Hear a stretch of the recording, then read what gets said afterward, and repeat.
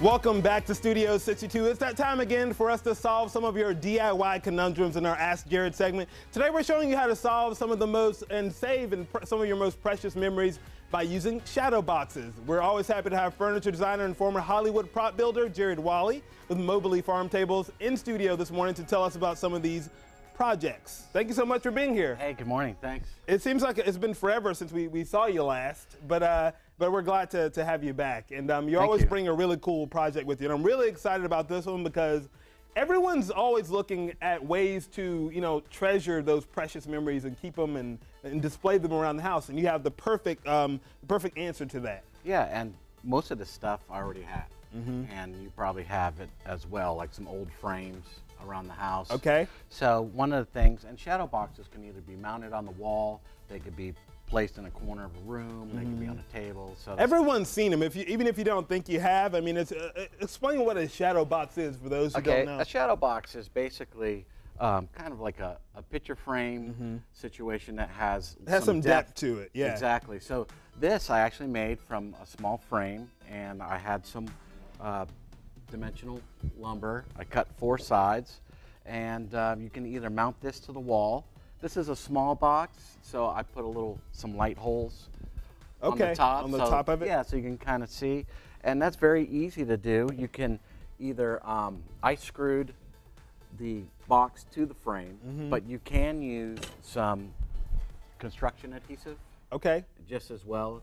And it will hold. So you don't have to screw them in there. Yeah, this is, and here's something I didn't even fabricate. I love that. Yeah, so this is an old candy box from England that I think we got on one of our travels. Has plenty of personality to it, which I really like. Yeah, so what I did is I just had some old flooring, and I used that for the back, and I used some barn wood for the base right here, and I just put some stuff in there, just kind of fun. And you use it to display some trophies here.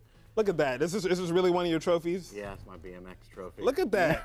That's awesome. First place. And that's a great way to display those items as well. Yeah, and so this is a ammunition box. As you can see over there, you can use it as a shelf unit. $5 a piece. Right here. I bought that. That's awesome. Yeah, let's take a look at some of the ones over here on this here's side. An old suitcase, which is kind of cool. So I have kind of like some photography stuff, and you could put a shelf in there if you want.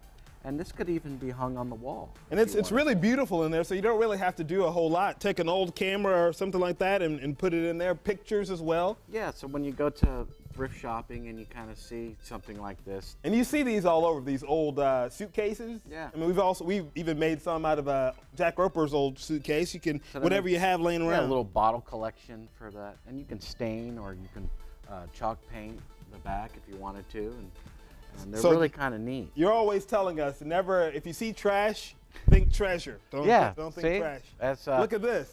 So I found this in the trash can. In the trash can?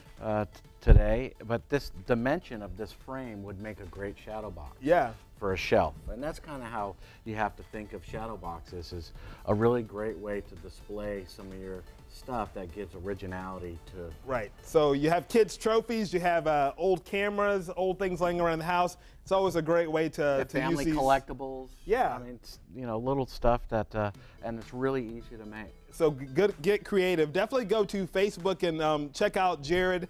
Maybe suggest a project or something you're trying to solve around your house. Jaryd could have your project here on our show next week for Ask Jaryd. Thank you so much, Jaryd. Thank you. We want you to go visit Jaryd as well over at his studio. Be sure to check out Mobley Farm Tables. You can visit him at 250 Mill Street, Suite 2 in Taylor's, mobleyfarmtables.com. More show coming up.